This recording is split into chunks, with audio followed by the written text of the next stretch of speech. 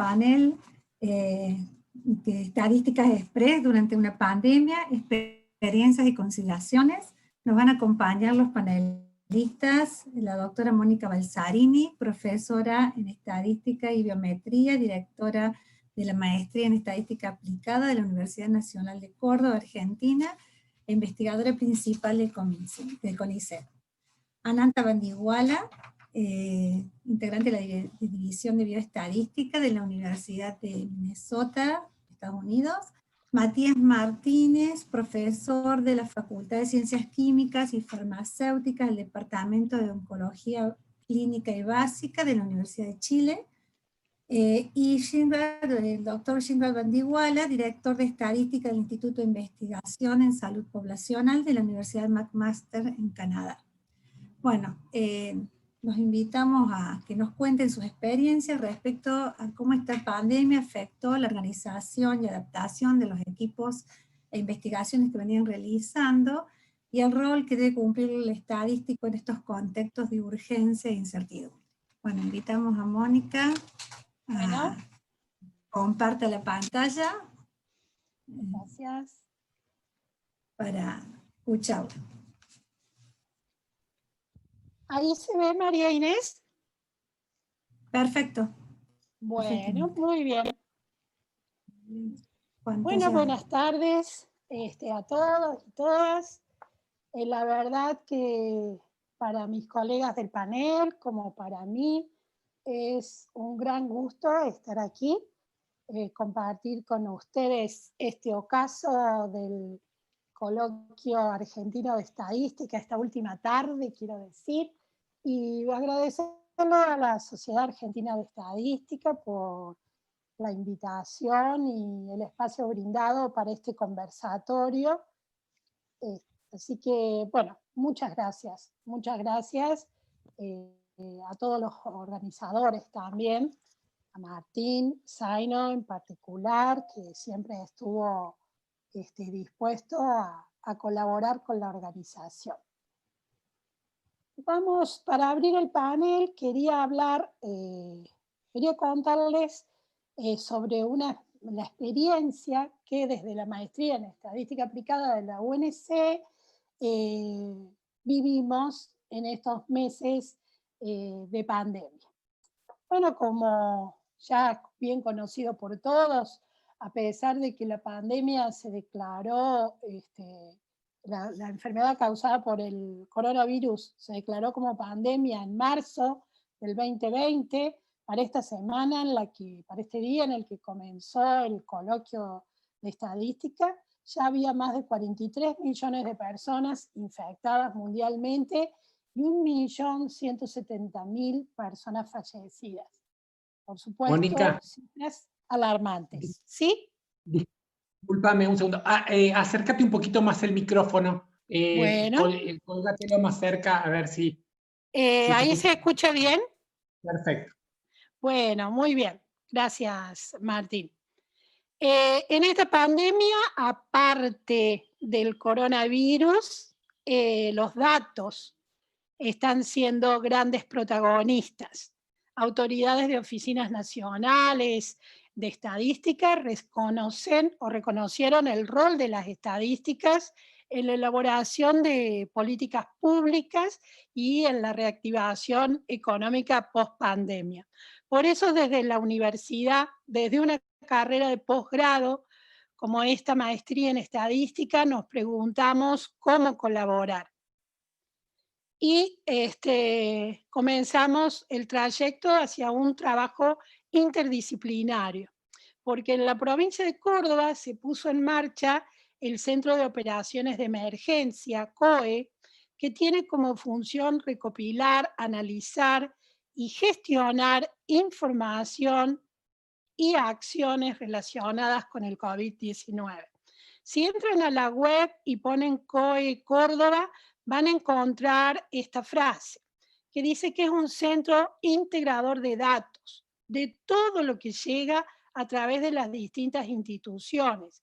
Todos esos datos se analizan con georreferencia, lo que permite tomar decisiones por parte de los equipos técnicos. quisiera poner énfasis en el rol que se le da a estos datos y sobre todo, particularmente a la georreferencia.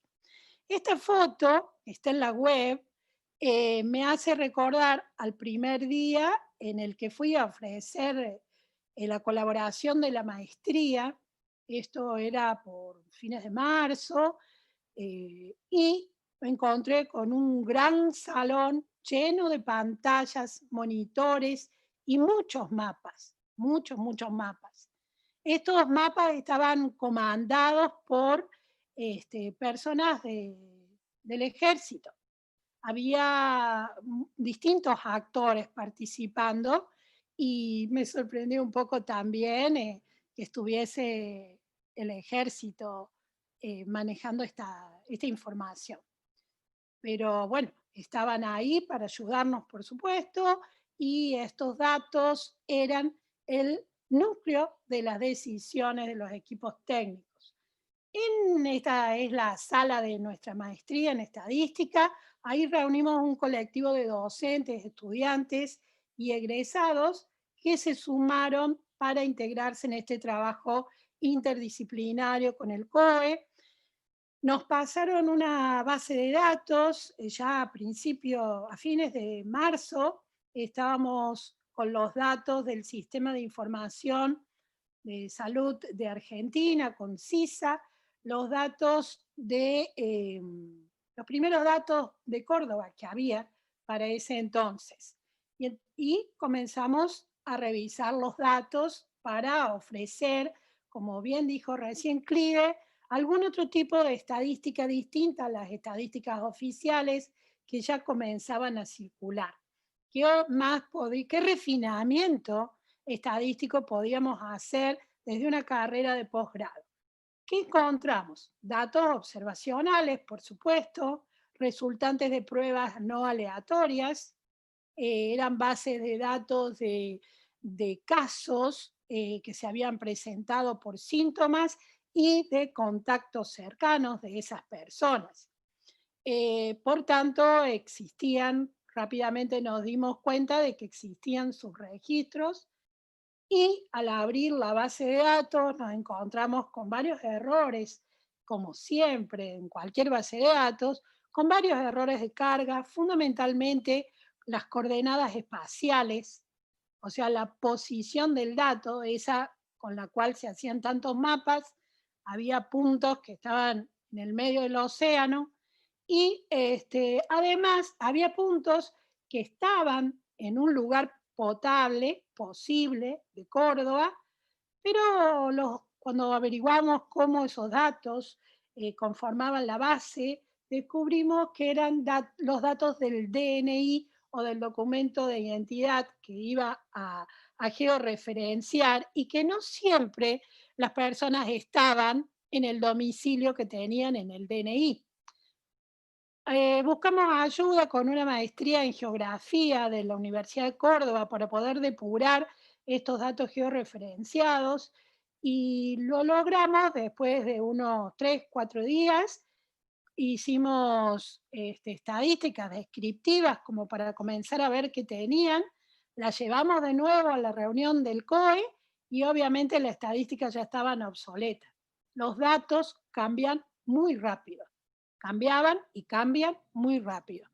Entonces, tuvimos que enfrentar varios conflictos entre los datos que nosotros esperábamos y los que realmente teníamos, entre la demanda de los miembros del COE y la sociedad y los productos estadísticos factibles de producir con los datos que tenemos, y también conflictos entre esta creencia de que si va un estadístico y habla de cuántos casos hay y cómo se distribuyen y demás, sabe tanto, tiene los números, tiene la verdad.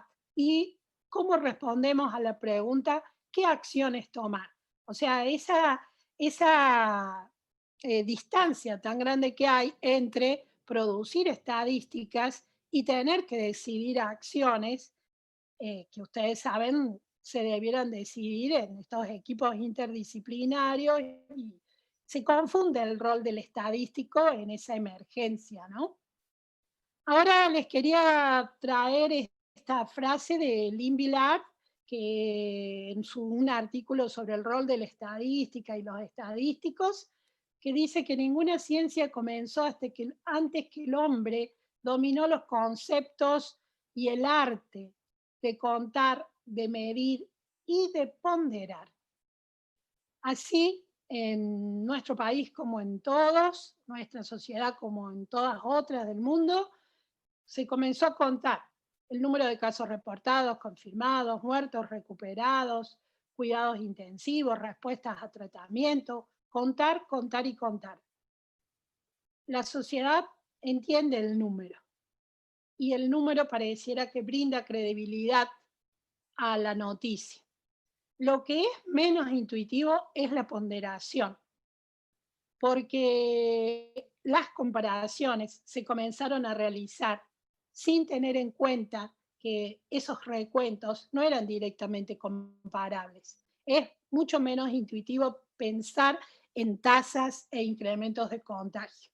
Y como estamos en una carrera de posgrado y la construcción de modelos estadísticos en entornos variables y complejos es menester de la estadística y del rol de las personas que la ponen en práctica, así como la comunicación de resultados obtenidos desde ese modelo, comenzamos a querer modelar.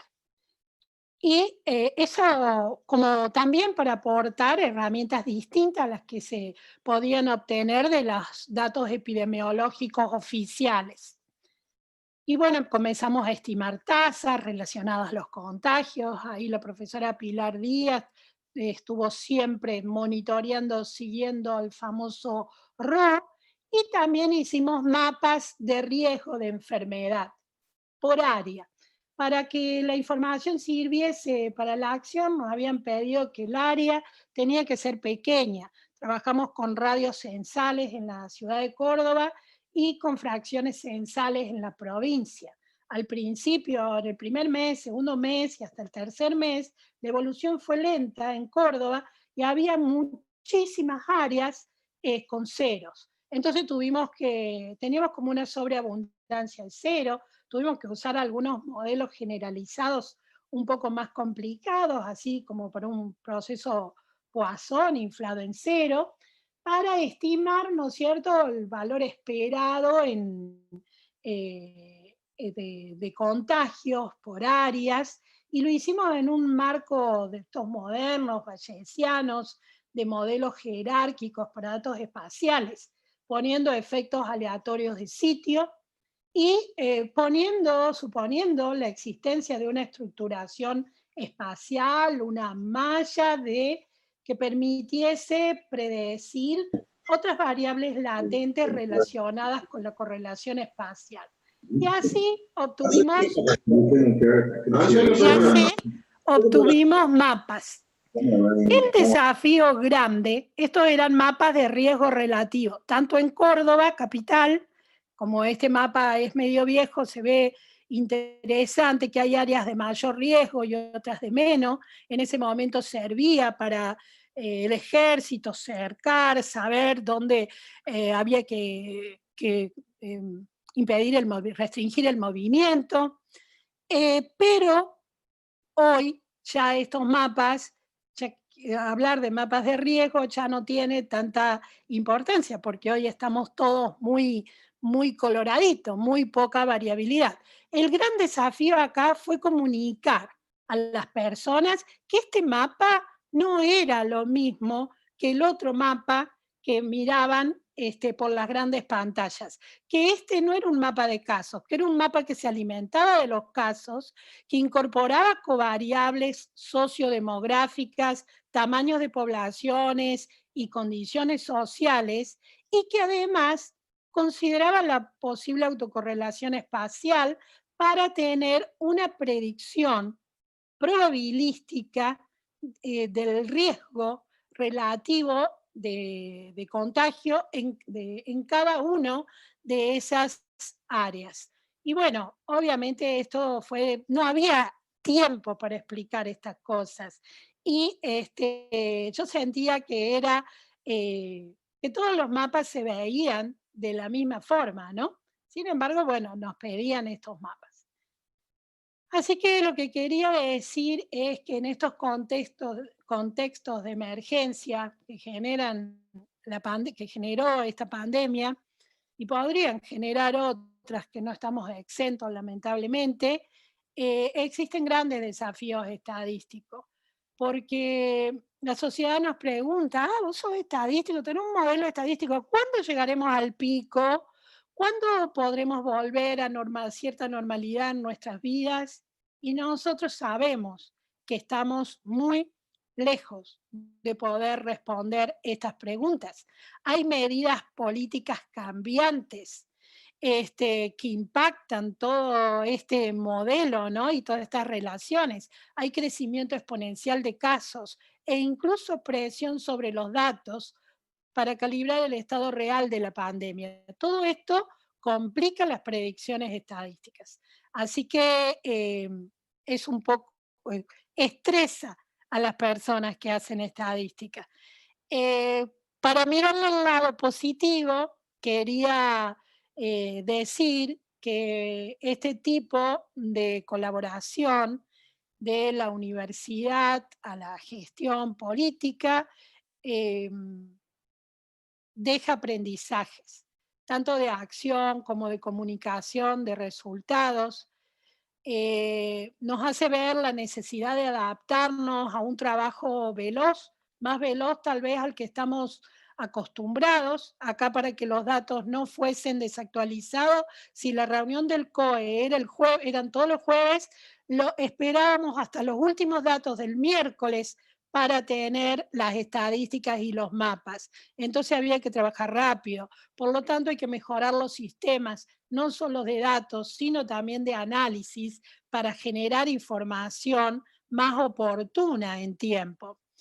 Y la oportunidad inmensa que abre una situación como esta para inmiscuir el pensamiento estadístico en un pensar crítico de la sociedad. Y, por último, desmitificar el dato per se, porque existe una exagerada creencia de que aportar un dato hace a la información confiable. Bueno, le voy a dejar entonces ahora a Nanta que nos cuente cómo ellos han trabajado. Podés, si querés, compartir pantalla, Nanta, no hay ningún problema. Ok. Y después vamos al conversatorio. Gracias. Ok, muchas gracias, Mónica. ¿Pueden ver mi pantalla? Sí. ¿Y me pueden escuchar? Perfecto. Excelente. Bueno, muchas gracias por invitarme. Voy a hablar sobre unos ensayos clínicos de hidroxicloroquina para el COVID-19. Bueno, vamos a empezar con el día 9 de marzo. ¿Se acuerdan del día 9 de marzo? Sí. Bueno, en esos días sabíamos que habían algunas necesidades: prevención y terapia temprana en un contexto ambulatorio. También necesitamos investigación sin contacto directo con el paciente. ¿Pero por qué hidroxicloroquina? Bueno, era barato, disponible, oral y seguro. También tenía actividad in vitro contra diversos viruses y nuestro investigador principal ya estaba familiarizado con la droga. Así que en el día 9 de marzo empezamos la redacción del protocolo. En total realizamos 3 ensayos clínicos, 2 en gente expuestas, uno de gente sin síntomas, que se llamaba PEP, que en inglés las siglas significan prevención post-exposición. El otro era en gente con síntomas, se llamaba PET, en inglés esas siglas significan tratamiento temprano. Y el tercero era para gente no expuestas, pero de alto riesgo, como trabajadores de la salud. y ese se llamaba PrEP en inglés. Esas siglas significan prevención, preexposición. Bueno, voy a hablar del rol del estadístico en estos ensayos clínicos, porque no era solamente el análisis, pero nosotros también teníamos que participar en el diseño y preparaciones del estudio, incluso consultar sobre el diseño, desarrollar los planes de análisis, claro, estimar los tamaños de las muestras, también preparar las aleatorizaciones y desarrollar los bancos de datos. También teníamos que participar en el seguimiento, incluso administrar los datos, preparar informes internos y externos, revisar las aleatorizaciones y reevaluar los tamaños de las muestras. Y también absolutamente nos tocaba hacer el análisis. Bueno, para el estudio PEP, que era para gente sin síntomas, pero ya expuestas, habían 2 grupos y completaban encuestas hasta el día 14, cuando nuestro resultado primario era la incidencia de COVID en esos 14 días. Pero un problema que teníamos era que las pruebas de laboratorio en general no estaban disponibles en los Estados Unidos, especialmente en los meses marzo, abril, al principio. También la estimación de la incidencia de COVID cambió durante el seguimiento, así que tuvimos que reestimar el tamaño de la muestra. En el estudio PET de personas con síntomas también era muy similar. 2 grupos completaban encuestas hasta el día 14 y nuestro resultado primario era el resultado ordinal de 3 niveles de hospitalización.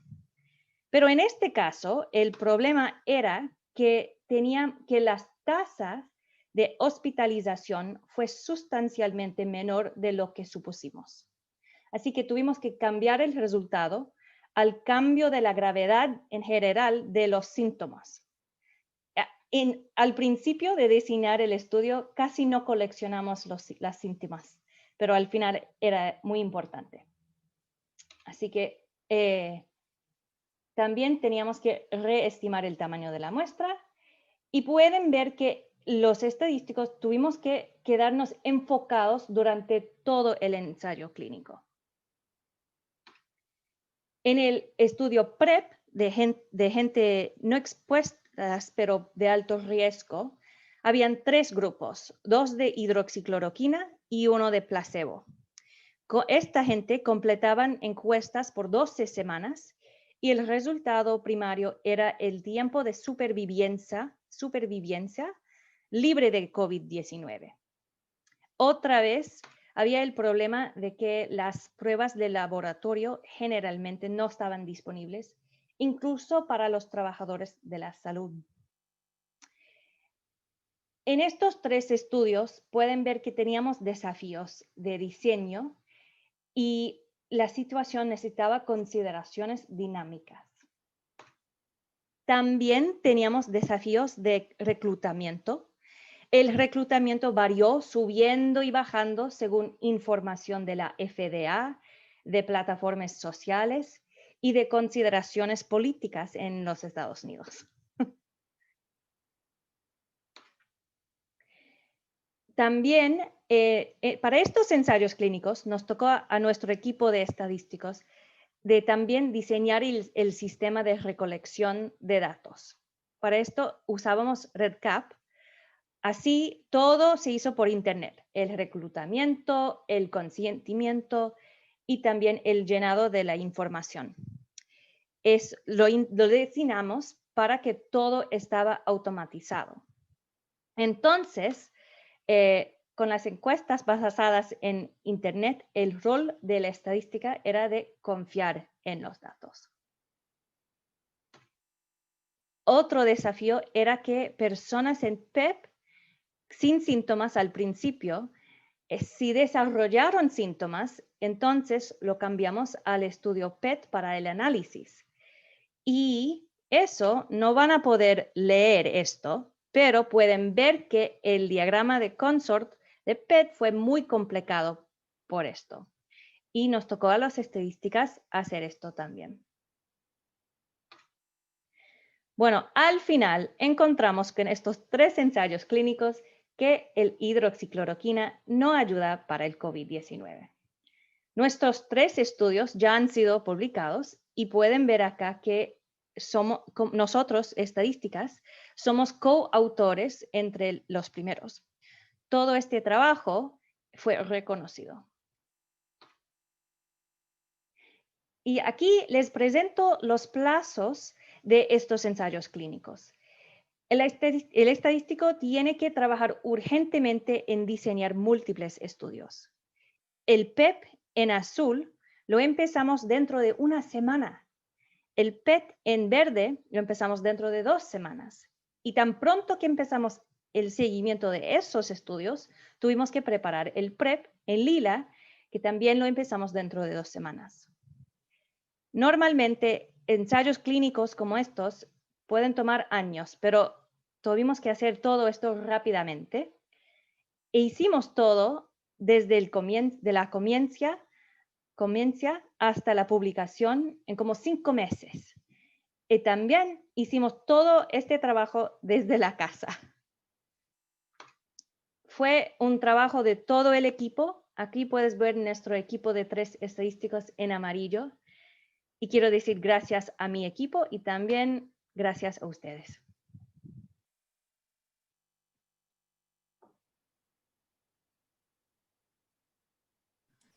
Gracias, Ananta. No sé si sigue Matías, Mónica. Matías, Matías. Bueno. Sí, queremos dejar un tiempito para conversar. Bueno. O sea, Matías no va a presentar ahora, Sí, hacemos una... Sí. No, está bien. va a presentar Matías. Ok. Sí, entonces, ¿sí? Sí. Matías. ¿Me escucha, Matías? Ok. Bueno, muchas gracias. Bueno, en primer lugar, muchas gracias por la invitación para presentar acá. Como presentaron al comienzo, yo soy profesor de la Facultad de Farmacia de la Universidad de Chile. Y digo esto solamente para decir que yo no soy bioestadístico, soy la oveja negra del panel.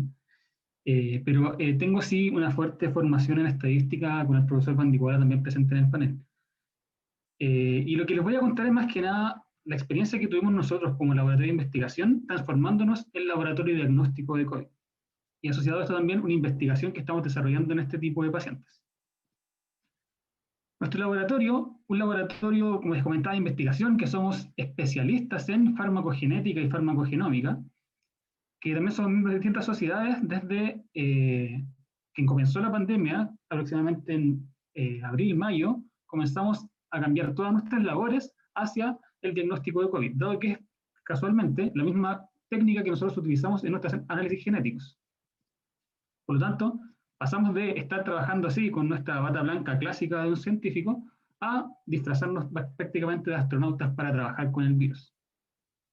Y además de eso también lleva consigo toda esta protección, también lleva la prevención. Y eso lo hacíamos a través de exámenes constantes para detectar una posible infección. No sé si han tenido la experiencia de hacer el examen, pero es un hisopado nasal, que es algo bastante molesto. Aquí tengo un video, que no sé si me funcione, creo que no funciona. Bueno, no funciona el video, lamentablemente, pero tenía un video para que pudieran ver qué tan molesto es, pero básicamente un hisopado nasal. Y bueno, dentro de eso también se nos dio la opción de utilizar los test rápidos, que son este test que se toma una muestra de sangre y se analiza y está aproximadamente en 15 minutos del resultado. En base a la molestia que presentaba tomarse este examen cada 10 días, o cada 1 semana incluso, muchos decidimos pasarnos a tomarnos el test rápido.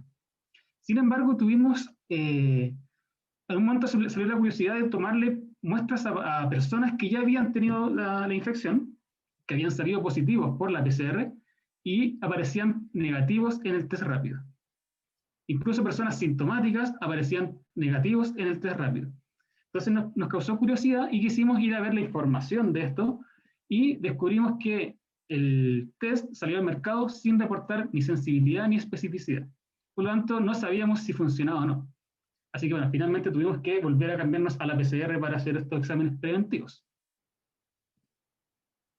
¿Cómo funciona la PCR? Solo a grandes rasgos, sabemos que detecta material genético del virus, en este caso ARN. Eso se reporta a través de fluorescencia y nosotros analizamos estas curvas. Aquí vemos la curva de un paciente positivo, donde esta curva azul indica que el equipo detectó el ARN viral. Y como control también se detecta ARN humano, en el fondo para comprobar que la muestra fue bien tomada. Actualmente esta es la técnica de referencia, este es el gold estándar que tenemos en diagnóstico del COVID-19. Y se toma, lamentablemente, para la molestia de varios, por hisopado nasofaringio u orofaringio. En el fondo es un hisopo que se introduce por la nariz o por la boca. ¿Cuál es la gran ventaja? Que tiene una alta especificidad, es decir, tiene una baja tasa de falsos positivos, que es lo más beneficioso de este test. Sin embargo, tiene una sensibilidad variable, que va entre el 80 y el 90%, y eso es debido a muchos factores, incluidos la patogenia de la infección. ¿Por qué? No es recomendable hacerlo entre los 3 y 5 días primeros posteriores al contacto, dado que es una alta probabilidad de ser un falso positivo, perdón, un falso negativo, dado que la replicación del virus no alcanza el límite de detección de la técnica. Por lo tanto, si yo me expongo el día 1, si tomo el examen el día 2, es posible que sea negativo, aunque sí tenga la infección. Además, después de los 14 días posterior al contacto también baja mucho la positividad. Y después de la tercera semana del inicio de los síntomas, ya prácticamente esta técnica no nos sirve y debiéramos hacer exámenes a través de anticuerpos. ¿Cuál es otra, entre comillas, desventaja? Es que como mínimo, como tiempo mínimo, este test se demora unas 5 horas. Desde la toma de la muestra, el hisopado, la extracción del material genético, hasta la detección finalmente del material genético por el equipo, puede ser 5 horas, pero en general deben ser más de 24 horas que se demora entre el transporte de la muestra y el reporte de los resultados. Entonces también teníamos la otra opción, la comparación con el test rápido, que lo que hace es medir anticuerpos. Y finalmente aparecen bandas si es que el anticuerpo está presente en la sangre del paciente. ¿Qué problema tenemos con esto? Es que al medir los anticuerpos, estos no se presentan desde los primeros días de la infección. Aquí vemos una curva que probablemente no se ve muy bien, pero la línea punteada muestra los anticuerpos cuando se elevan. Aquí tenemos el contacto con el virus y después de 3 semanas recién empezamos a tener la presencia de los anticuerpos, que son las inmunoglobulinas. Entonces, si nosotros medimos el test en este periodo de tiempo, es muy probable que el test salga negativo. Y además, también se ha descrito que hay muchos pacientes que no hacen esta respuesta con anticuerpos, sino que lo hacen a través de las células del sistema inmune. Por lo tanto, tampoco generan esta elevación de la inmunoglobulina y por lo tanto también aparecen negativos cuando ya habían sido positivos, diagnosticados por PCR con síntomas y todo incluso. Entonces también eso le quita algo de peso a este tipo de test. Actualmente se debe utilizar como prueba de apoyo diagnóstico. Se utiliza sangre, puede ser plasma, suero, de fondo material de la sangre del paciente. Y también algo que es importante, que debiera ser manejado por personal de la salud. Es fácil de aplicar. Por lo tanto, mucha gente, incluso por internet, lo están vendiendo en algunas farmacias para que se lo lleven a la casa. Sin embargo, la interpretación siempre debe estar apoyada por personal de la salud, dado que importa mucho el momento en que estoy tomando para hacer una interpretación correcta. ¿Qué se ha descrito? Aproximadamente una sensibilidad cercana a un 95% o un 98%, lo que pareciera ser bastante bien, pero esto es reportado recién a los 14 días. ¿Ves? Si el test se realiza antes de los 14 días post-infección, la sensibilidad es muy distinta. Sensibilidad y especificidad son muy distintas. Por ejemplo, la positividad a los 7 días es de un 50%, es decir, pacientes que se sabe que son positivos por PCR, en un test rápido aparece un 50% como si fueran negativos. Y además, otra desventaja que se ha descrito, que todavía no está muy clara, es que podría generar posibles reacciones cruzadas con otros virus. Es decir, yo tengo una infección por otro virus, y como estoy detectando anticuerpos, el test rápido me dice que tengo el COVID-19 cuando en verdad tengo una infección por otro virus. La gran ventaja de esto es que el resultado aparece en 15 minutos. Y es cuando uno se empieza a cuestionar un poco la utilidad o para qué usar uno u otro. Porque, por ejemplo, en un futuro, eventualmente para tomar un avión, todos vamos a tener que tomarnos un test. Entonces, tampoco puedo esperar 5 horas o 12 horas que se demora una PCR para conocer el resultado, o por ejemplo para ir al cine, porque ya la película se va a haber terminado cuando salga el resultado del test. Entonces, deberíamos también potenciar la utilización de estos test rápidos, pero tenemos que tener muy claro cuál es la verdadera utilidad y cuándo es el momento exacto para tomarlo. Entonces los distintos test diagnósticos varían mucho según el momento en que se toman. Aquí vemos, por ejemplo, la temporalidad donde aparece el test de PCR positivo, también donde aparece el test de inmunoglobulina M, que eso también no les comenté mucho, pero sabemos que tenemos dos tipos de inmunoglobulina, uno que actúa en la fase aguda y otro que actúa en la fase tardía, que sería la inmunoglobulina que nos da protección. Y eso se eleva después de las 3 semanas. Entonces, dependiendo también de qué tipo de inmunoglobulina que detecta el test, es el resultado que voy a tener. Otra cosa que también influencia el poder predictivo es la prevalencia de la enfermedad. De aquí les hago solamente una simulación de un test que declara estos valores de sensibilidad y especificidad para una población de 1 millón de personas. Si la prevalencia es de un 20%, lo que tengo es un valor predictivo positivo de 84% y un valor predictivo negativo de un 98%.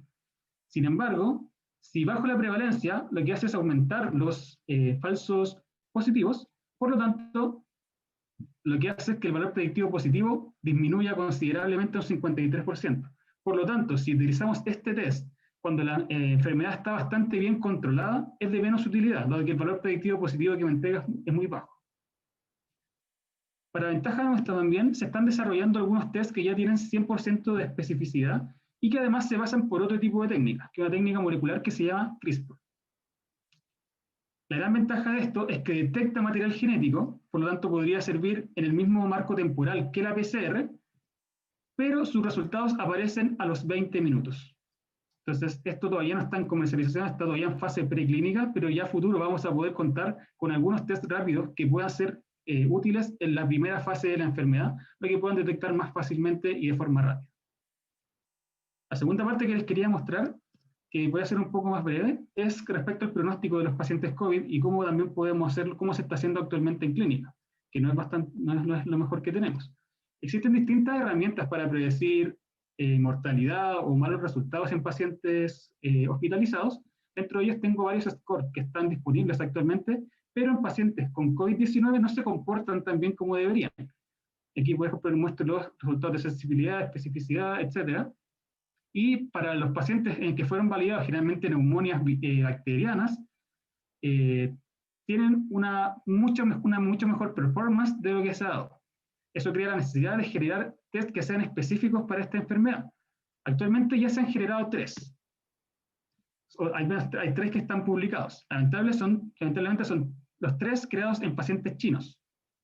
¿Okay? Son 3 publicaciones que aparecen en este tipo de pacientes y lo que utilizan son también distintas metodologías estadísticas para determinar el riesgo de distintas variables. Una, por ejemplo, es enfermedad crítica, que es el más aceptado.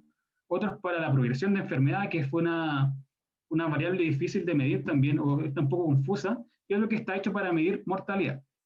Lo que principalmente se usa es la regresión de Lazo para la selección de las variables que se van a utilizar, y finalmente una regresión logística.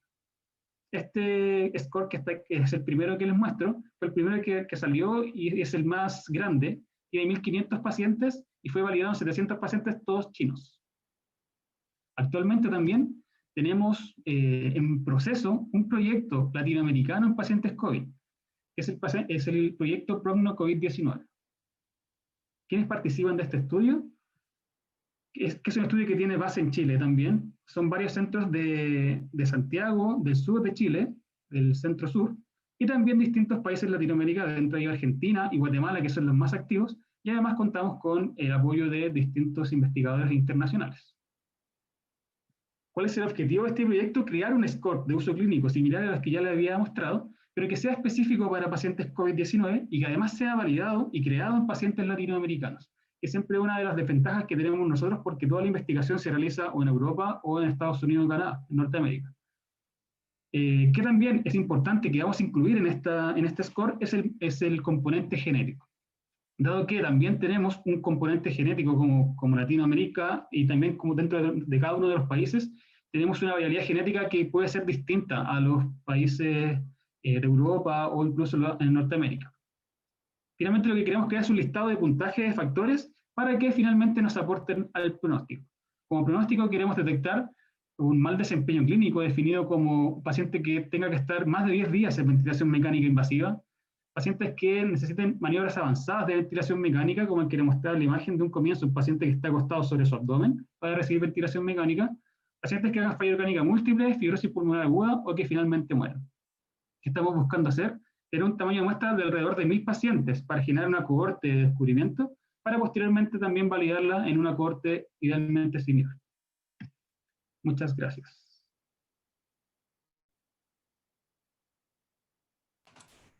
Gracias, Matías.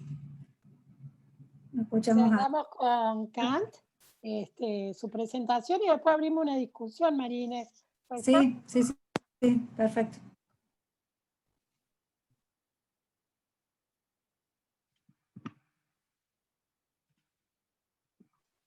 Bien, ¿me escuchan ahora? Sí, se escucha muy bien. Ok, bueno. Entonces yo primero quiero agradecerle a Mónica y a los organizadores del Coloquio Argentino de Estadística por esta invitación para estar con ustedes esta tarde. Y voy a estar hablando sobre el rol del estadístico durante una pandemia.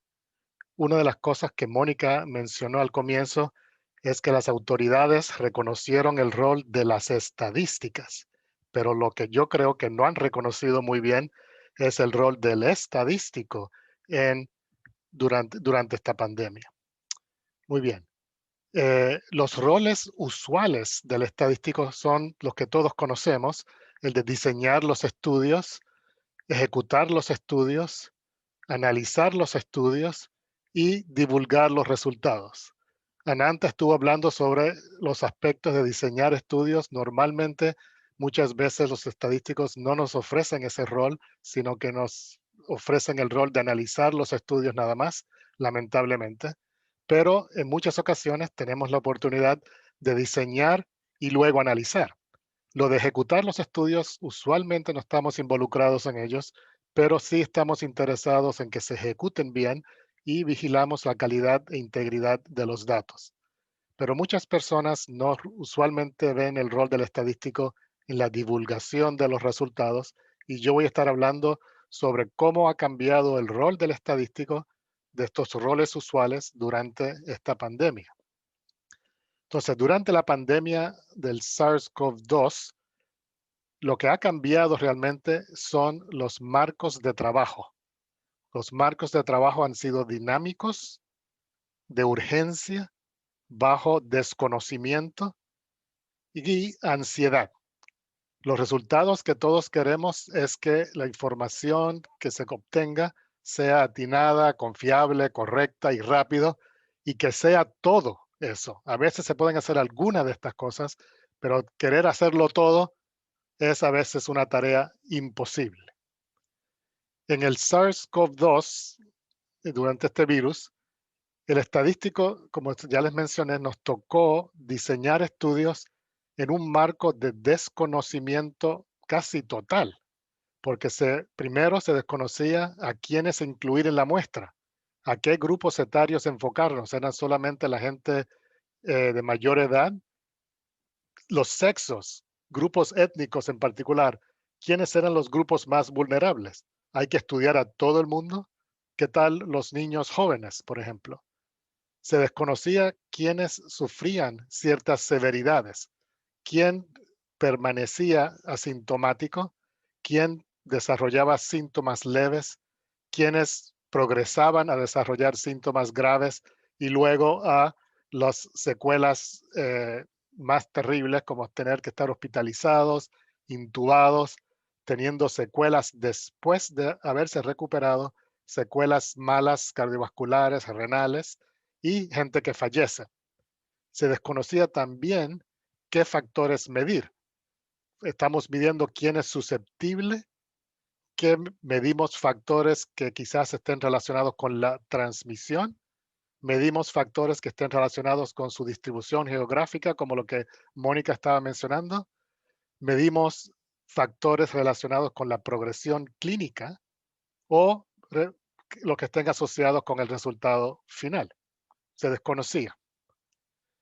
También tuvimos que ejecutar estudios en un marco de urgencia. Esto usualmente afecta la calidad e integridad de los datos. Luego nos tocó analizar estudios en un marco dinámico donde día a día casi, o semana por semana, llegaban nuevos conocimientos que cambiaban el enfoque de los estudios. Vimos, por ejemplo, en los estudios, ensayos clínicos que Ananta mencionó, que lo que ellos encontraron rápidamente ya no se está usando y que ellos tuvieron que cambiar también su diseño de su estudio por información nueva que estaban obteniendo.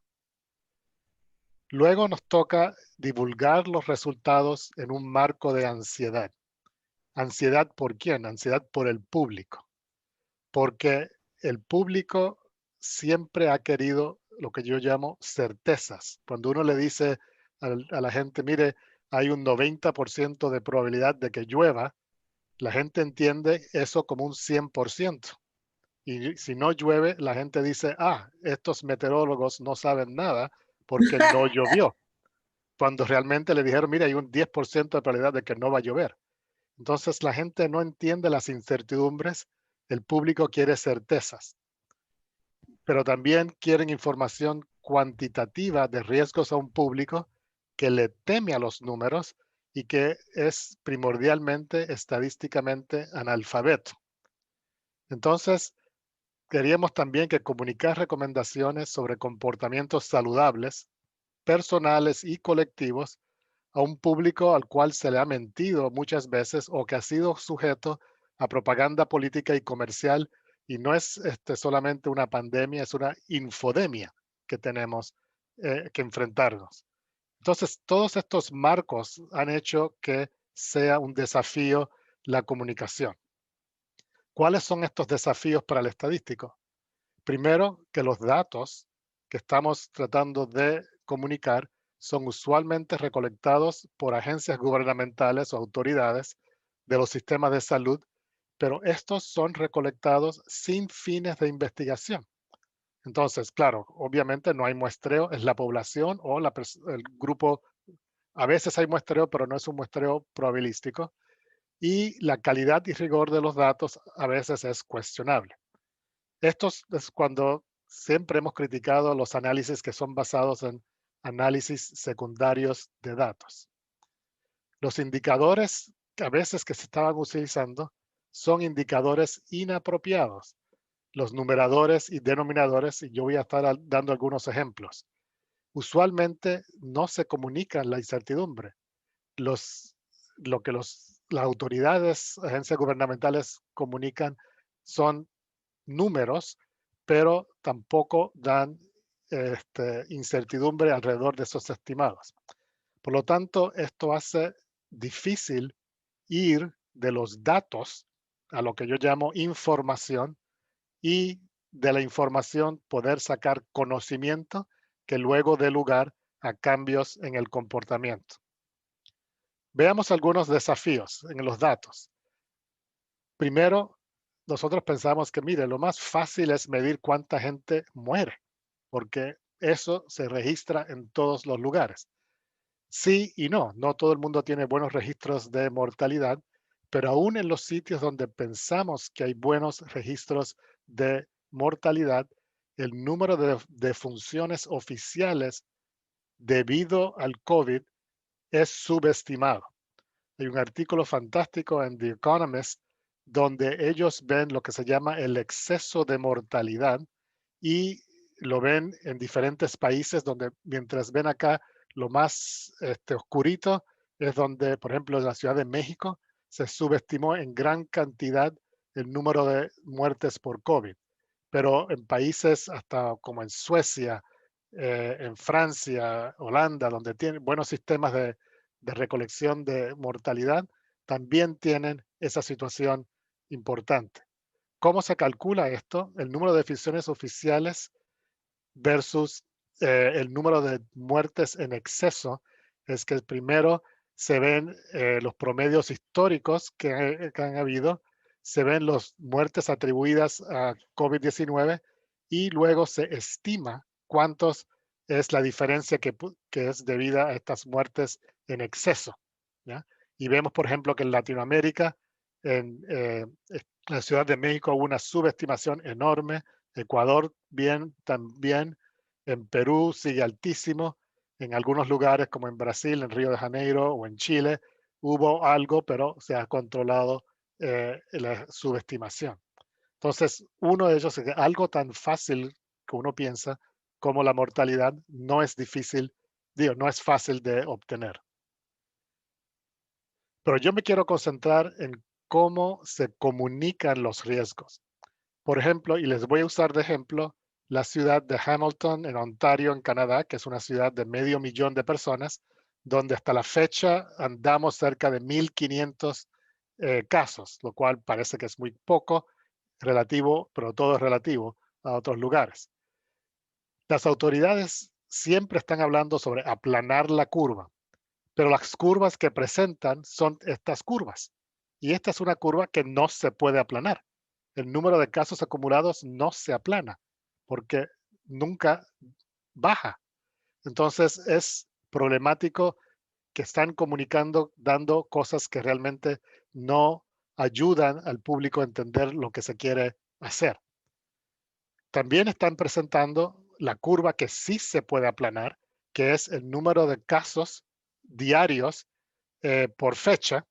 Y como ven ustedes, tuvimos algunos casos, hubo algunos outliers en algunos momentos. Durante el verano estaban bastante, el verano acá en el norte, es los meses de junio, julio y agosto, había muy pocos casos y ahora están diciendo estamos viendo la segunda cola.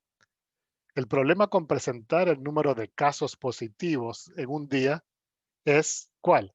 Que dependen de quién se toma en la muestra, porque estas muestras de casos, no, los casos, la gente que se va a muestrear es autoseleccionado, no es aleatorio y debido a las restricciones de recursos, de la disponibilidad de recursos, se limitaban a personas con síntomas o que dicen que posiblemente han estado expuestos. Por lo tanto, estadísticamente es una muestra basura, como diríamos nosotros, que no es representativa de nada, ¿ya? Entonces, es muy difícil saber cuál es la situación realmente que está ocurriendo. ¿Cómo debiesen comunicarse los riesgos? Algunos intentos que yo he podido hacer es, por ejemplo, no tomar los casos positivos que se reportan hoy y las pruebas que se reportan hoy, pero como hay una demora, como mencionó Matías, en obtener los resultados del PCR, y aquí principalmente se están usando el PCR, tomé la proporción de casos positivos diarios, pero el denominador tomé las nuevas pruebas que se hicieron 3 días antes. Luego ajusté un modelo, un Restricted Cubic Spline con 5 nodos y esa es la curva que ven acá. Y como vemos, claro, en abril y mayo se disparaba esto y era principalmente por este sesgo en quienes se les estaba permitiendo ir a hacerse la prueba porque no habían suficientes pruebas. Luego, cuando se estabilizó el número de pruebas, así que podemos ignorar acá, en junio, julio y agosto vemos que estamos bastante bien. Habían casos positivos, eran muy bajos. Y ahora que las autoridades están diciendo estamos en la segunda ola, debemos que volver a las cuarentenas, etcétera, realmente no es cierto. Porque si ajustamos esto por las tasas, vemos que realmente no se han disparado tanto. Claro que hay algunos outliers, pero se están disparando un poquito. Lo que sí es interesante es ver que acá el intervalo de confianza es bastante angosto y acá tenemos un poquito más de ruido. Hay que seguir observándolo, pero esto es algo que es como debiésemos comunicar esta información de cuánto es el riesgo. Cómo debiesen comunicarse es problemático con esta situación dinámica que hemos estado observando, donde aún las revisiones sistemáticas se desactualizan antes de ser publicadas y hay problemas con su rigor. Existe ahora, por ejemplo, un sistema de revisiones sistemáticas en vivo que se están haciendo y que uno puede ir a la hoja web del British Medical Journal y observar estas revisiones sistemáticas en vivo de qué es lo que está funcionando. ¿Cómo lo presentan? la forma de presentarlo gráficamente siempre es mejor que presentar números, porque la gente entiende visualmente mucho mejor que entiende números, especialmente si están aversos a los números. Entonces, por ejemplo, ellos ven acá diferentes medicamentos, están viendo ellos, ¿y para qué? Para la mortalidad, para la ventilación, para efectos adversos, etcétera. Y lo que está en verde es oscuro, es lo más beneficioso. Glucocorticoides, por ejemplo. Y lo que es dañino en rojo. Y lo que es no diferente, la hidroxicloroquina, que Ananta estudió, no difiere de tratamiento tradicional, ¿ya? Y que no tiene y la veracidad de la información. Visualmente la gente puede entender esto, los números realmente no son tan importantes porque la gente no los entiende tan bien. También tienen otra forma interactiva que está en la hoja web del British Medical Journal, es donde toman los diferentes tratamientos y uno puede cambiar acá el outcome que quiere estudiar y ve las cosas que están en rojo son las cosas que no difieren del tratamiento estándar, las cosas que están en verde son las más beneficiosas y uno puede con su cursor movilizarse y ver qué es lo que está funcionando. Y esto lo actualizan a diario, perdón, una vez al mes. Y no conseguí el del octubre, pero si vas a la hoja web que tienes acá abajo, lo puedes encontrar. Es la forma de comunicar información cuantitativa en forma no cuantitativa, porque esa es la forma que la gente lo recibe mejor. Este otro gráfico que me gustó mucho de la Asociación Médica de Texas, donde también comunican información sobre riesgos, información cuantitativa que la están transformando en forma no cuantitativa con colores, desde qué son los riesgos de diferentes tipos de comportamiento. Por ejemplo, cuando estás abriendo la correspondencia, es 1. Cuando estás acampando o poniéndole benzina a tu auto, esto es muy bajo. Pero cuando estás yendo al super es como 3. Si estás jugando golf es 3. Si vas a comer en la casa de algún amigo es 5. Si te vas a la peluquería es 7.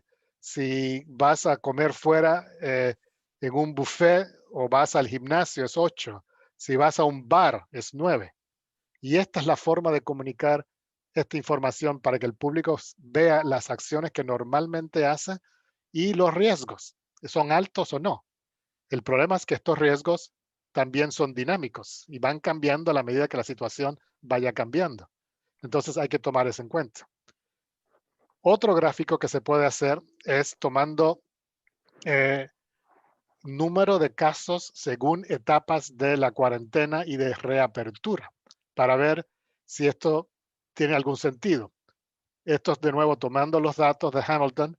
Lo que hice aquí fue una regresión binomial negativa con los incrementos estos diarios, pero de nuevo también con ese lag de 3 días.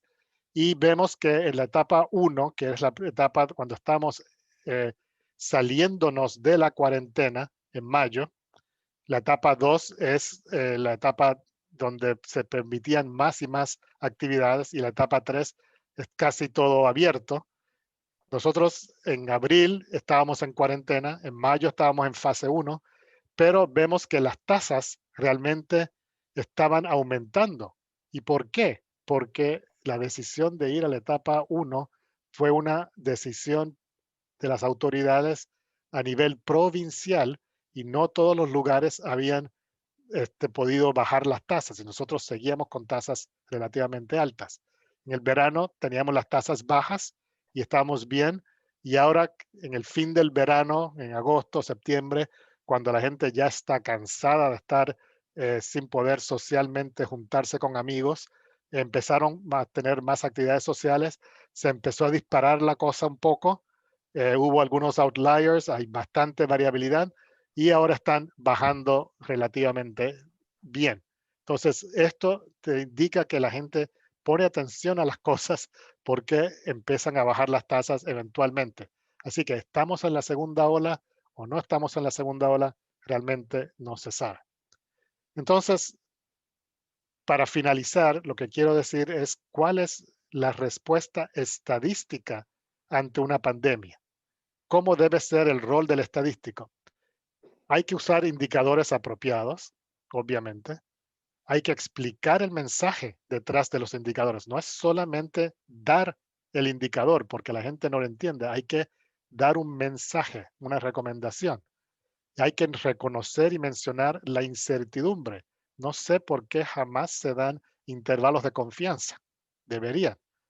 Hay que reconocer que la situación es dinámica y cuando las cosas cambian por nuevas consideraciones políticas o de la pandemia, hay que actualizar el mensaje. El mensaje no es estático cuando la situación es dinámica. Hay que usar metodología avanzada, obvio, como los modelos que usó Mónica, pero de luego hay que presentar esa información de manera entendible e interpretar la información numérica con palabras. Y si se pueden usar ejemplos o ilustraciones para promover el entendimiento, mucho mejor. Obviamente, no mentir ni mal informar como hacen ciertas autoridades políticas. Entonces, quiero terminar diciendo que es sumamente importante que asumamos nuestro rol como científicos de la incertidumbre cuantitativa y estemos presentes, no solamente que las estadísticas estén presentes, sino que los estadísticos profesionales y las estadísticos profesionales estemos todos presentes, porque una cosa es recoger los datos y tenemos que estar involucrados en eso, pero con los datos debidamente analizados, creamos la información. Pero si no estamos presentes y solamente creamos la información, pero no estamos involucrados en la divulgación, entonces no aumentamos ningún conocimiento y sin aumentar el conocimiento, entonces los comportamientos no se mejoran. Muchas gracias.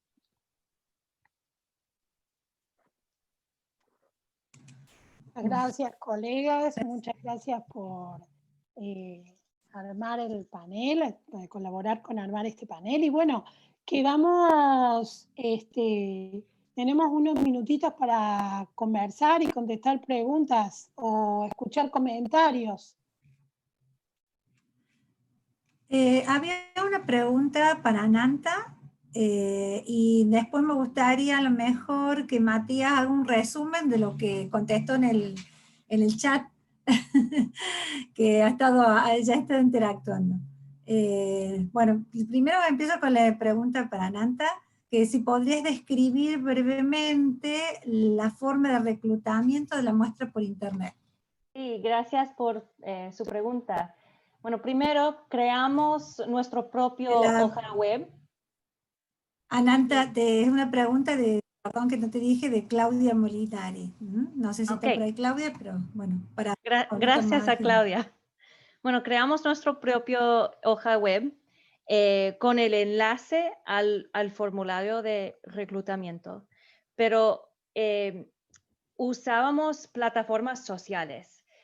Intentábamos hacer un anuncio pagado en Facebook, pero en esos días el hidroxicloroquina era tan popular y había tanta mala información que Facebook no permitía ningún anuncio sobre hidroxicloroquina, así que usábamos nuestras propias plataformas de Facebook, de Twitter para pasar información y nuestras redes pasaba. Y también nuestro investigador principal aceptó todas las oportunidades de ser entrevistado en televisión como en CNN o cualquier otra plataforma. Muchas gracias, Ananta, muy interesante. La verdad que creo también es bastante innovador, por eso la consulta. Sí. Matías, bueno, eso te iba a pedir un resumen y bueno, después te dejo a los panelistas para un debate o si hay alguna otra pregunta. Sí, no, una pregunta que hacía Jorge, que comentaba que ellas están probando un test que yo no conversé, que es el test que detecta antígenos. que en el fondo permite detectar partes del virus. Que también, y bueno, el comentario que hice en un comienzo fue que actualmente también incluso los anticuerpos están teniendo muy buena confiabilidad, están funcionando bien. Nosotros quizás tuvimos mala suerte con uno de una calidad quizás dudosa cuando nos llegó al laboratorio, porque además fue una donación.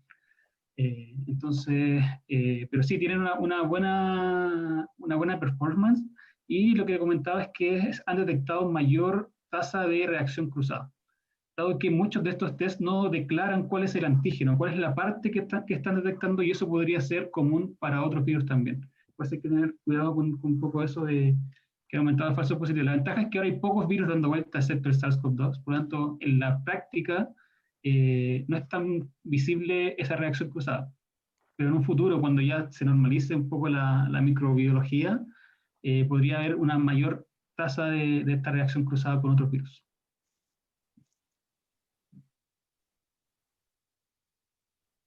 Javier Bussi, Javier, si querés hacer la pregunta para Ananta. Sí, gracias. Muy buenas todas las exposiciones. Ananta, te quería preguntar, ¿me podrías repetir los grupos comparados en el ensayo clínico? Porque no me quedaron bien claros. Gracias. Claro, gracias.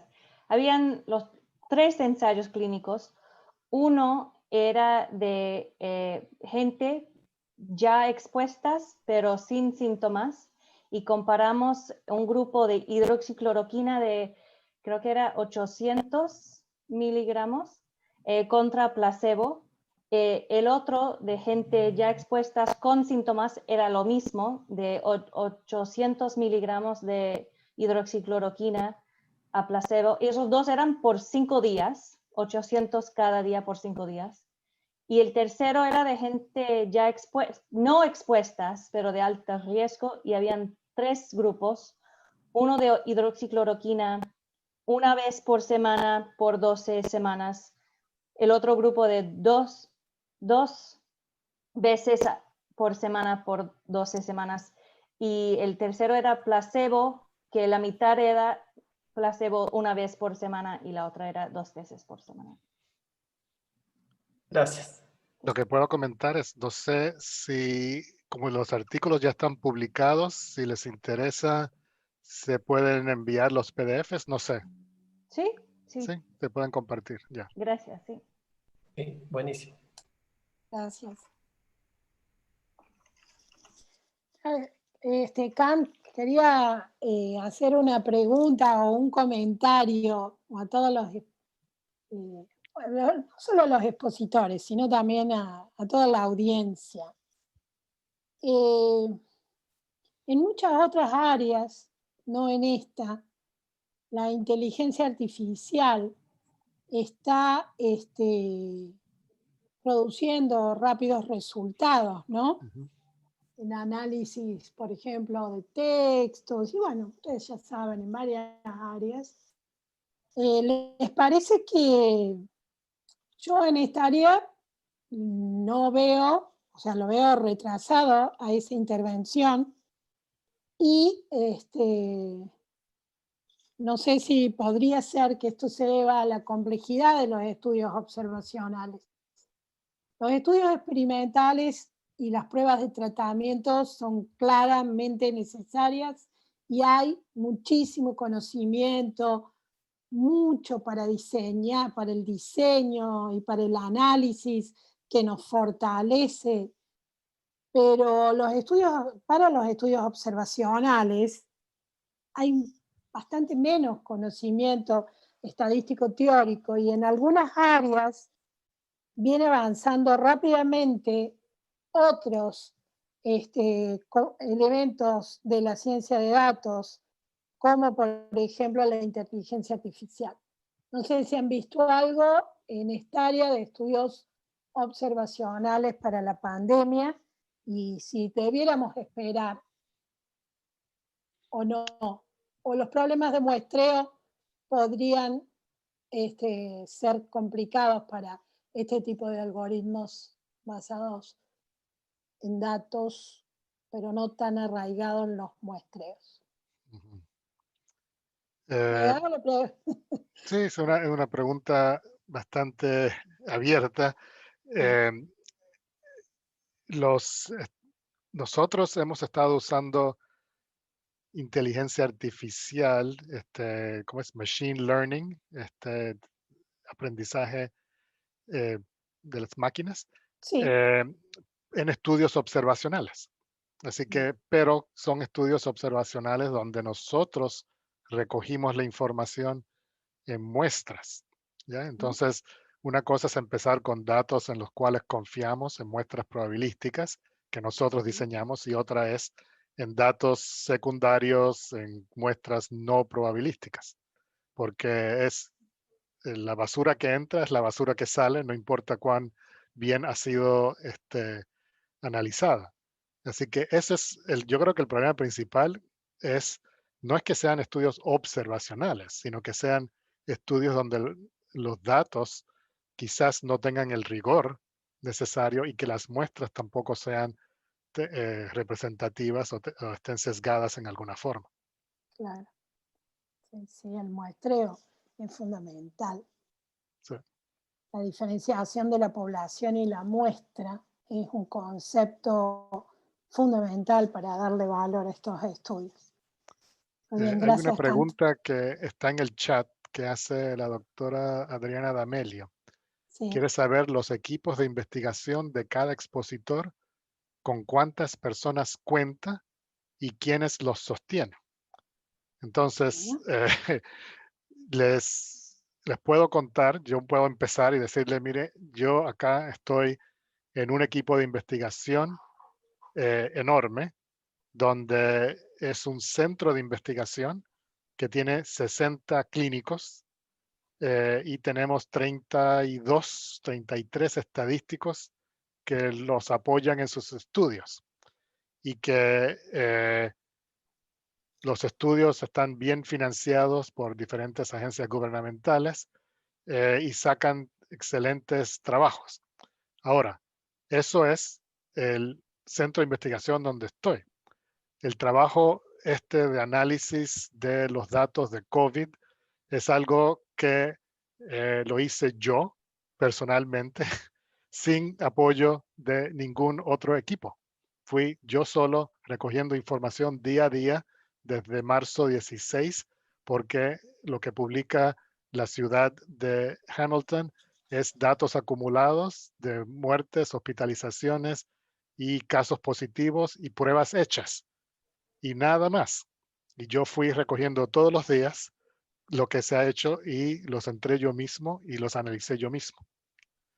Ahora, quizás Ananta y Matías puedan decir también cuántas personas estaban involucrados en su estudio.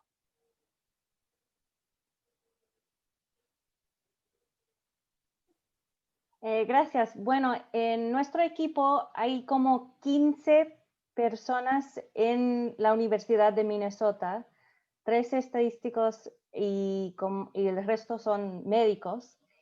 Normalmente trabajamos en estudios de meningitis en Uganda y Sudáfrica.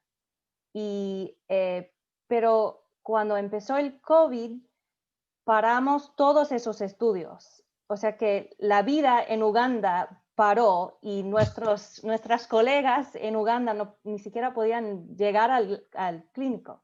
Así que nuestro otro trabajo paró. Ese trabajo está financiado por el NIH y así cada estudio, pero eso paró y empezamos con el COVID porque era algo que necesitamos hacer, y creo que nuestro investigador principal buscó el dinero para el trabajo de COVID desde la universidad, pero no me acuerdo. Pero somos un equipo de 15. Y ahora, como hemos terminado todo eso, estamos otra vez con el meningitis.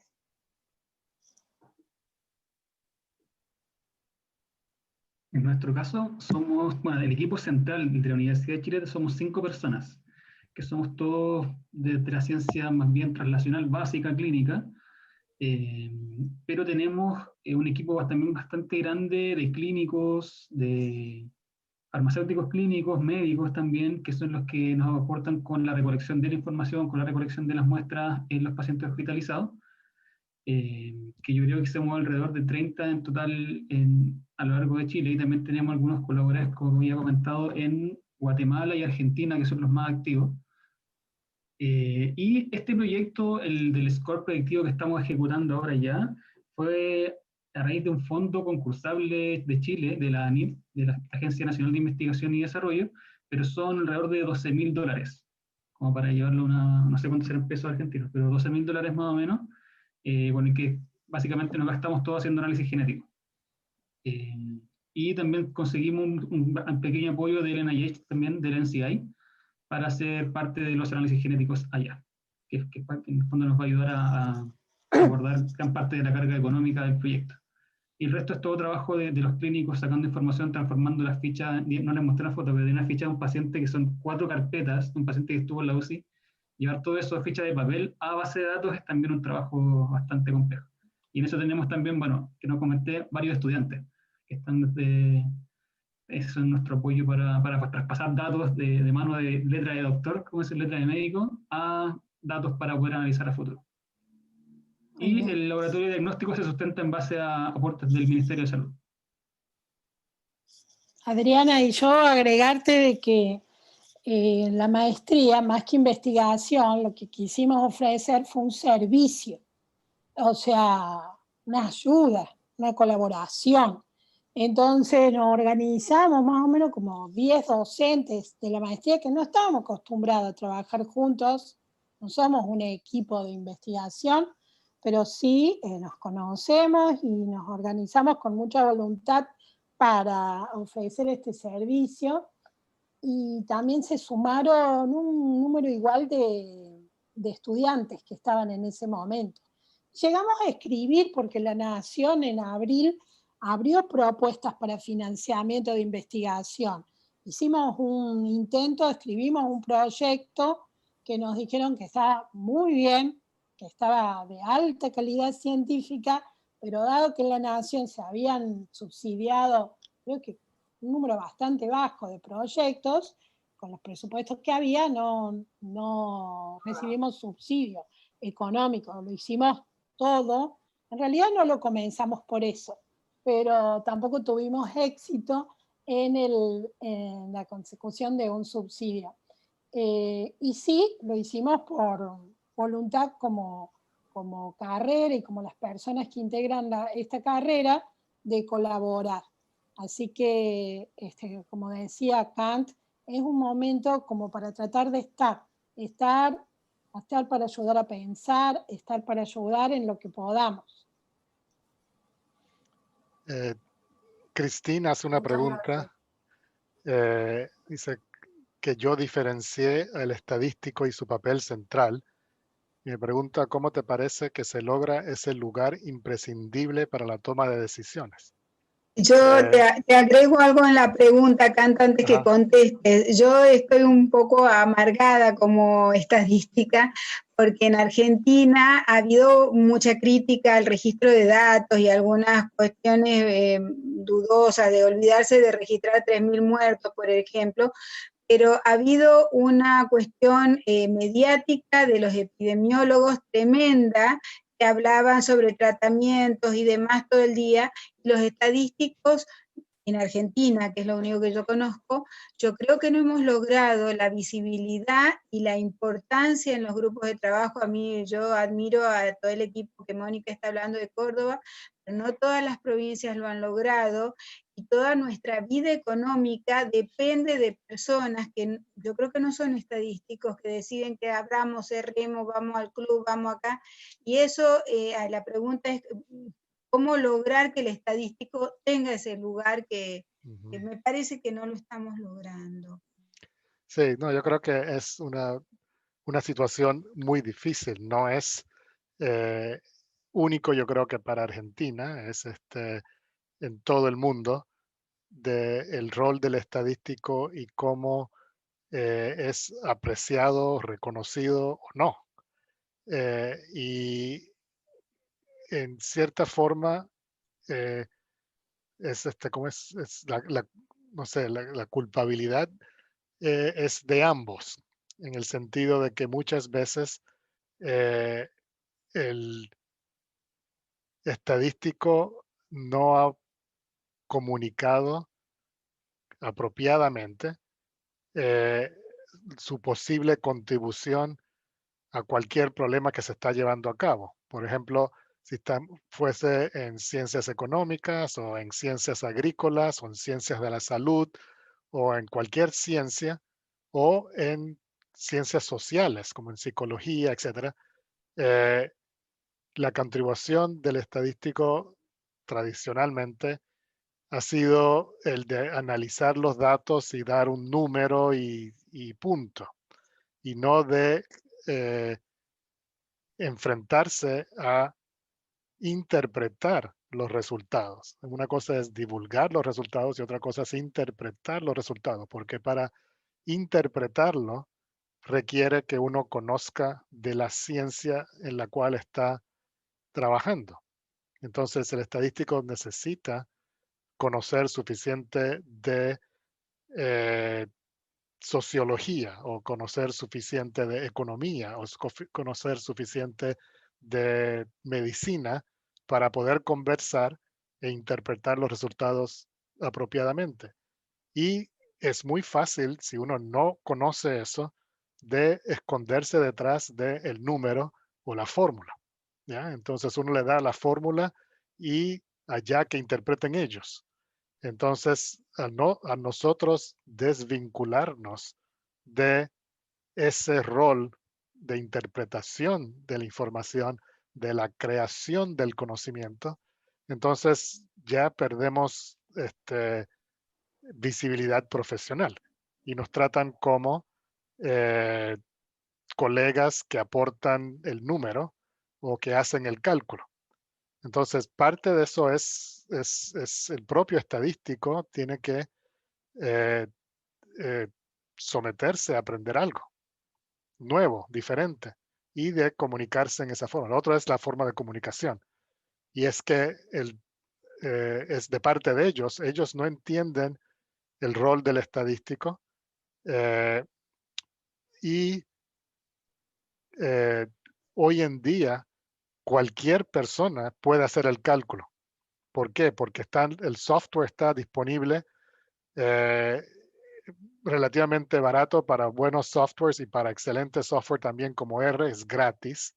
Es cuestión de saber programar y de cualquiera puede hacer análisis y cualquiera puede decir, mire, yo funciono como estadístico porque hay tan pocos estadísticos profesionales también y hay tanta información, estamos en la infodemia, entonces todo el mundo puede hacerlo y cuando lo hacen otros y otros están dispuestos a interpretarlos, puede que estén interpretándolo mal porque no saben la estadística o la teoría detrás, pero se atreven y la gente les cree. Entonces, parte del problema. No es sencillo. Sí, totalmente de El acuerdo. problema somos nosotros mismos que no logramos la visibilidad.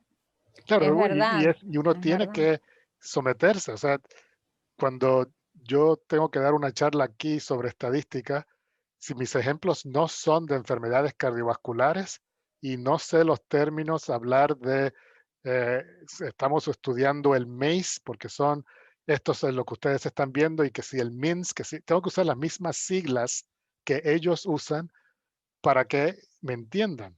Pero si yo les hablo de alguna cosa estadística, no me la entienden. Tengo que decirlo en su idioma. Tengo que hablar en cardiólogo. Y ellos, no puedo hablar en estadístico. Tengo que hablar en cardiólogo.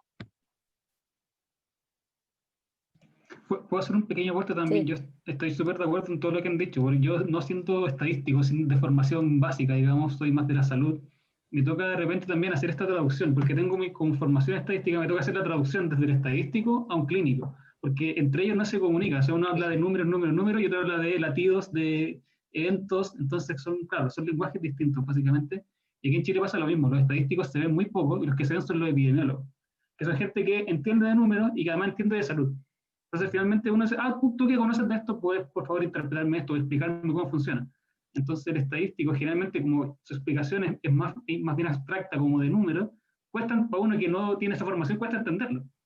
Entonces, claro, es un poco, y los estadísticos que aparecen de repente en la televisión y criticando un poco el manejo de los datos, pero tampoco se genera tanto aporte para la persona común. Entonces eso es algo que falta. Yo creo que en fondo yo Claro, eso desde es algo, acá, es algo que sí, no se enseña en los cursos de estadística. claro, claro. Sí, es verdad. Además, la falta de estadísticos, porque no hay tantos tampoco. Entonces, pareciera que epidemiólogos en Argentina hay muchísimos, porque todos los días le hacen preguntas a epidemiólogos diferentes por los medios, por ejemplo, pero Claro, jamás he visto un estadístico, porque los jamás. estadísticos, los epidemiólogos usualmente son médicos que hablan ese idioma. ¿Ya? Sí, Saben sí, estoy de comunicarse. acuerdo, totalmente, sí. Yo te digo que el curso que yo daba en la Universidad de Carolina del Norte para los estudiantes en su último año era de cómo funcionar como estadístico aplicado y trabajar en equipo, ¿no?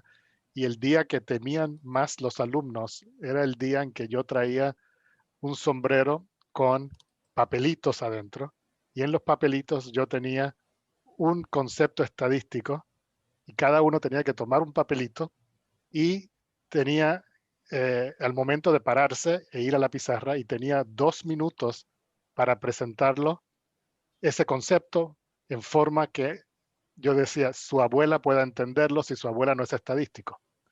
Entonces, tenían miedo de las cosas eran tan sencillas como valor de P, o significancia, o intervalo de confianza, o cosas complicadas como modelos de efectos aleatorios, o modelo de ecuaciones estructurales, o GEE. Les daba tanto miedo porque dije, sin fórmulas, con palabras, puede que puedan hacer un dibujito, pero sin números, expliquen interacción. No sabían explicar, estos estudiantes de doctorado en su último año, no sabían explicarlo en 2 minutos. Siempre querían una formulita y que si esto y lo otro. No se puede. Entonces, si no aprendemos a cómo comunicarnos, nadie va a querer entrevistarnos y saber nuestras opiniones. Sí, es verdad, nos falta un poco. Yo le quería preguntar a Matías, ya que lo tenemos acá, o sea, tengo esta oportunidad. No sé muy bien cuál es la diferencia entre un test de antígenos y un test de anticuerpos. ¿Es lo mismo o hay alguna diferencia? No, son distintos. Uno, el de antígenos, como había comentado, detecta una parte del virus. Ajá. En el fondo detecta una proteína, por lo generalmente son proteínas. Pero En eso cambio, quiere decir que has tenido el virus, ¿o no? que es el que tienes el virus en el momento, claro, claro. Claro. Sí, de hecho, si la infección ya está pasada, no es tan útil. Sirve más Y el de fase 2. En anticuerpos cambio, el de sí. anticuerpos sí podría tener un efecto para saber si yo tuve previamente la infección. Porque el anticuerpo, el IgG, es el que perdura en el tiempo y es que se piensa que podría generar protección frente al virus. Está bien, gracias.